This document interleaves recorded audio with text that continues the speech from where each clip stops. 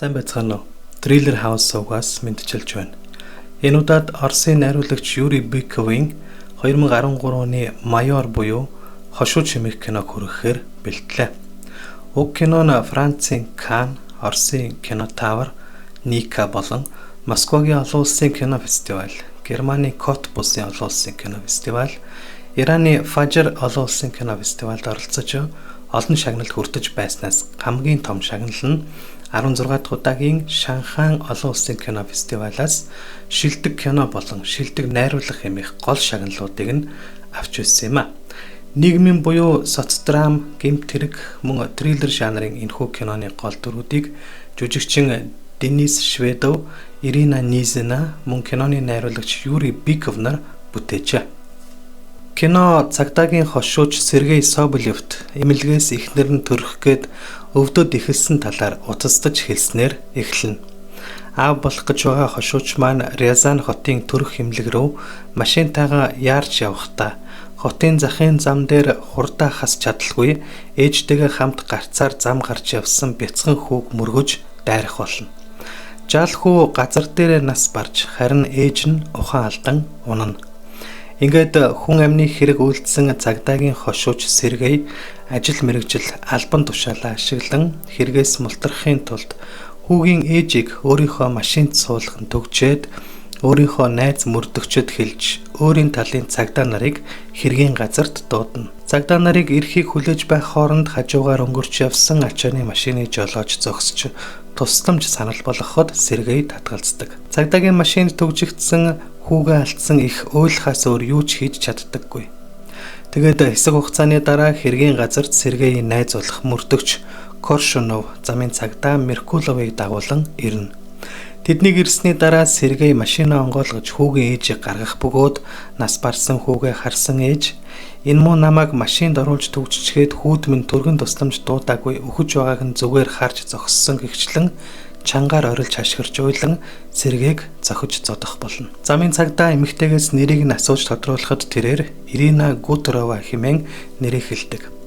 Иринаг цагдаагийн машинд суулгасны дараа Коршунов Сергеес болсон бүх зүйлийг нэгд нэгэнгүү асууж яг үнэхээр гэрч байгаагүй гэдгийг тодруулсны дараа хэргийн газрын нотлох баримтуудыг амжилттай устгаж Иринаг хууран түүнд согтууруулах ундаа уулгах болно. Мөн хэргийн бүртгэлд ээж хүү хоёрын буруу Сергей холоос хурдаа хасч анхааруулах дууд дохио өгсөөр байтал хүү машины урдуур гүйсэн. Тэгээд цастаа зам дээр тоормос гიშгээд ямар ч нэмэргүй байсан мэтэр зохиож бичүүлдэг. Тэгээд хүүгийн цогцсыг зөөж авч явахыг харсан Ирина түргэний машин дотор ахин ухаан алдаж унах болно. Сэтгэл санааны байдал нь докторгүй байгаа хөөрхий бүс хүн энэ нөхцөл байдлыг ашиглан цагдаа нар бүх зүйлийг Сергеийн талд шийдэх болно. Баттай болох үүднээс Сергей Коршунов 2 дүүргийн дотоод хэргийн хилцсийн ахлагч Панкратовын гэрт очиж зөвлөгөө авах бөгөөд тэрхүү цагдаагийн ахлагч улс төрийнхөнтэй холбоотой газар наймаалцдаг, бизнес хийдэг айхтар нөхөр байдаг. Тэрээр Сергеийг хэсэг хугацаанд хорж харин хүүгийн ээжээс Сергеийг буруугүй гэсэн мэдүүлэгт ямар нэгэн аргаар хүч хэрэглээд чамаагүй гарын үсэг зурулж авах хэмээн нөгөө хоёрт цаашаа яах ёстойг нь зааж эхэлж өгнө. Ахлагчийн холбоос үлбэтэй улс төрийнхэн удахгүй сонгуульд өрсөлдөх гэж байгаа учраас тэдэнд ямар нэгэн олонний анхаарлыг татсан хэрэг мандуулах сонирхолгүй байгаа учраас наад тэргээ яаж игээд шүүх хурлахгүйгээр гомдлохгүй гэж бичүүлээд учрыг нь олж дар гэсэн даалгаврыг хоёр мөрдөгчөд өгөх болно. Цагдаагийн элц рүү явах замдаа Соболев Коршуновт миний буруу учраас Иринад битгий хүч хэрэглээрэ битгий муу юм хийгэрэй гэж захидаг. Шүүх эмнэлэгт цохирч гутран суух Ирина дээр нөхөр нь хурж ирнэ. Түүний араас Коршунов орж ирэх бөгөөд тэр тэднийг дагуулan цагдаагийн элтэсдээр аваачна. Тэгээд хэргийн газар өгсөн Иринагийн мэдүүлэг их цаас гарган ирж та ухаан алдаж унаад байсан тул гарын үсэг зурулж авч чадаагүй. Гарын үсгээ зурна уу хэмээн хүсэж Иринаг зурсны дараа дахин нэг цаас гарган ирж харин энэ бол жолооч Соболевийн мэдүүлэг хэмээн хэлдэг. Нөхөр нь дайрсан жолоочийн мэдүүлэгт ямар утга учир байх вэ гэж хэлэхэд Коршунов та бүхэн эхлээд уншиж танилцсан уу гэж хэлнэ. Мэдээж тэрхүү цаасан дээр Соболев ямарч буруугүй Иринаг согтуу байсан Ээж хүү хоёр л буруутай гэсэн утга бүхий зохиомжтой зүйлс бичээстэй байх бөгөөд Ирина тэнд бичсэн бүх зүйлс худлаа хэмээн бухимдаж уурладаг. Коршунов харин Иринагийн цуснаас алкогол илэрсэн шинжилгээний хариуг харуулад тэдэнд Соболевийн мэдүүлгийг хүлээн зөвшөөрч Иринаг хүүхдээ хараа хяналтгүй орхисны улмаас зам руу гүйлгэснээ хүлээн зөвшөөрч гарын үсэг зурхыг санал болгоно. Мэдээж Ирина эсэргүүцэх нь тодорхой. Коршунов дараагийн арга хэрэглэн Иринагийн нүдэндээ нөхрийг нь зодож хэрвээ гарын үсгээ зурхгүй бол нөхрийг чинь тахир дутуу болгон шүү хэмээн сүрдүүлнэ. Ямар ч аргагүй байдалд орсон Ирина хүүгийнхээ араас нөхрөө алдахгүй тулд гарын үсгээ зураад нөхрөө аваад явдаг. Харин Коршунов камерт хоригдож байгаа сэргээ дээр орж бүх зүйл дуссныг хэлж түүний зохиомжтой мэдүүлгийг хүлээн зөвшөөрч Ирина гарын үсэг зурсныг харуулхад сэргээ чи юу хийчих вэ хэмээн түүнээс асууна. Коршунов түүнд үүнийг хийхээс өөр арга байгаагүй хэлэхэд Сергей түүнээс би чамаас гуйсан штэ хэмээн уурлаж энэ хэргийн буруутан нь би гэдгийг хэлж камераас гарахаас татгалзсан үлдэх болно. Хэсэг хугацааны дараа камерын гадна бөөн дуу чимээ болж Коршунов камерын хаалгыг онгойлгон Сергейг яаралтай авч гарах бөгөөд Сергей юу болоод байгааг асуухад Иринагийн нөхөр хүүгийн эцэг цагдаагийн хэлцээр зэвсэгтээ ирж 2 цагдааг барьцаалан Сергейг өгөхийг шаардаж байгааг хэлнэ. Хүндэрсэн нөхцөл байдалд өөр нэг мөрдөгч болох Бурлаков тэднээс яг юу болсныг, зэвсэгтээ этгээдийн сэтгэл санааны байдал ямар байгааг, юу хийхэд бэлэн байгаа зэргийн талаар асууж сануулan Коршунов Соболев хоёртоо маргалтна. Хүүгийн эцэг Соболевыг эр хүн шиг гарч ирэхийг дууддаг бөгөөд гим хийсэн хүн нь Соболев учраас өөрөө очиг их үед өнөөх мөрдөгч Бурлаков болиулж би очиж ярилцъягээд саналаараа явна. Соболевч мөн араас нь аюулгүй байдлын үүднээс хоёглж зэвсгэлсэн цагдаа нарыг дагуулan явах болно. Ингээд хүүгийн эцэгтэй яриа хэлэлцээр явуулах үеэр нөхцөл байдал хяналтаас гарч хүүгийн эцэг санаандгүйгээр мөрдөгч Бурлаковыг буудан хөнөөх бөгөөд түүнийг цагдаа нар баривчлан харгас хэрцгийгээр зоддог. Бөөн хэрэг мандсантай холбоотойгоор цагдаагийн хэлтэс дээр ахлагч Панкратов ирж улмаар хүүгийн эцгийг тэрч бүхэл эхийг нь ч гэсэн цааш нь харуулж удахгүй болох гэж байгаа сонгуулийн үр дүнд нөлөөлж магадгүй тул энэ хэргийг хав дарахыг шаардна. Харин Соболев татгалздаг ба тэрээр болсон хэрэг явдалд өөрийн буруугаа хүлээж зохих ёсны ялаа авахыг хүсдэг. Панкратов даргийнхаа хүсэлтийн дагуу Коршунов хэргийн бүх уул мөрийг арчиж цэвэрлэх ажилдаа шуурхаалan орох болно.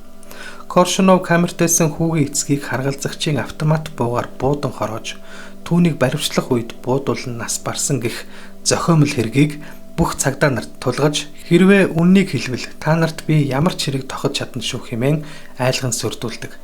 Түүнийг хүүгийн ээжийг ч гэсэн алах гэж байгааг мэдсэн Соболев цагдаагийн эсгээс гарбуу аван зүхтааж Иринагийн гэрт очиж түүнд үхмээргүй байвал надтай цуг яв гэд гэрээс нь санд мэд гардагч орцны үүдэнд цагдаа нар аль хэдийн ирсэн байх тул тэд нэг давхрын айлд орж цонхоор нь гарн зүхтааж улмаар түүнийг дагуулan хотын зах руу явна. Зүхтах замдаа өмнө хэргийн газарт ирж Иринад арх уулгаж байсан замын цагдаа Меркуловтой Соболев утсаар ярих бөгөөд Меркулов түнд хэрвээ наад эмэгтэйгээ хилтэс дээр аваачиж тушаахгүй бол та хоёр хоёулаа өгтөл болсон гэж хэлнэ. Утсаар ярьж дуусах үед Соболев Меркулов руу буу шагаачихсан зогсож байх бөгөөд түүнийг барьцаалан түүгээр машинаа бариулан аваад явна. Тэгээд Меркуловын цуслангийн байшинд очиж бөгж нуугдах бөгөөд Соболев энэ бүх хэргийн цорын ганц гэрчин хэргийн газарт анх очиж Иринад цогтууруулах ундаа өгчүүлгэн Ослын хэргийн бүртгэлийг хуурамчаар үйлдсэн Меркулов гэдгийг хэлж дотоодыг аюулаас хамгаалахынхныг дуудаж тэднийг эрхийг хүлээх болно. Меркулов Соболевт эхнэр чинь төрчхөөд байхад чи ийм дими юмны араас хөөцөлдөж хүн амьтанд гай болж явах гэжтэй хэмээн халгалахад Соболев түүнээс нүгэл хийчгээд цаашаа яаж амьдрах гэж байна даа гэж асууна. Гэвч дотоодыг аюулаас хамгаалах албаныхан ирэхээс өмнө тэнд Коршунов өөрийн гар хөл болсон цагдаа нартаа төрүүлж ирдэг бөгөөд тэднийг ирснийг мэдэнгүүтээ Соболев сурамгаа гэгчин буудан 2 цагдааг шархтуулна. Соболев тэнд ирсэн бүх цагдаа нарыг таних ба тэднийг энэ хэрэгт оролцох хэрэггүй. Та нарт ямар ч хамаагүй хэрэг. Харин Коршуновыг дууд би түүнтэй ярилцъя гэж хэлнэ. Ингээд доогуур цолтой цагдаа нар түүний хэлснээр амиа бодон Коршунов та хоёр өөрсдөө уулзраа олцгоо гэд яваад өгнө. Ганцаараа үлдсэн Коршунов Соболев руу уцтаж хэрвээ яг Нана Иринаг чи өөрөө цаашинд харуулахгүй бол би төрөх хэмлэгт очиж Эхнэр хүүхэд хоёрыг чинь алчхан шүү хэмээн сүрдүүлнэ. Соболев Ирина хоёр амиа бодон цуслангийн байшинг орхиж цаашаа голыг чиглэн зүгтдэг бол Коршунов байшинд нэвтрэн орж ирээд дотоодыг аюулаас хамгаалахынд бүгдийг нэгд нэгэнгүү тоочж хэлснийг сонсч мэдээд нэгч гэрч үлдээхгүй тулд замын цагтаа Меркуловыг буудан хороох болно. Соболев Ирина хоёр зүгтж явахдаа Коршуновт алдах зүйл байхгүй. Тэр юу ч хийхэд бэлэн даргынхаа хэлснийг л биелүүлж яваа уяаны нохоо гэдгийг ойлгох болно. Нэг өдрийн дотор хүүгээ, нөхрөө, гэр бүлээ алдсан Иринад мөн амьдрах ямар ч утгагүй болж хувирах бөгөөд түүнд хорогдох зүйл үлдээгүй учраас тэрээр Соболевоос өөрийгөө цааш нь харуулахыг гуйх болно. Ирина хурдан намайг алаач хэмээн Соболев руу хашгирна. Шалдаа буусан Соболев түүнд эхнэр хүүхдийг мань хороох гээд байна хэмээн учралж уйлж байгаад шийдвэрээ гарган Иринаг ард агцанд нь буудан хорооно. Коршунов голын ирэг дээр Соболевыг олж ирэх бөгөөд Соболев өөрийгөө буудуулах нь гээд үхлээ хүлээн зогсох үед Коршунов түүнд дотоодыг аюулаас хамгаалах албаныхан 3 цагийн дараа энд ирнэ. Чи хурдан эндээс яв. Меркуловт найдах хэрэггүй тэр өгсөн.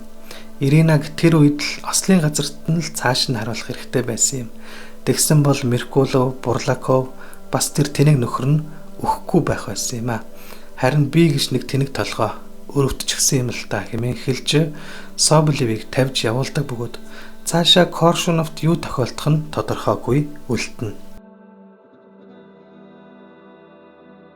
Зам даган гараа өргөн алхаж яваа Соболевыг анх ослын газарт туслах уу гэж зогсож асуусан ачааны машины жолооч авах бөгөөд Соболев Рязанийн төрөх эмнэлэг рүү хүргээд өгөөч гээд машинд сууж тэд Рязаныг чиглэн хөдөлснөөр кино өндөрлөнө.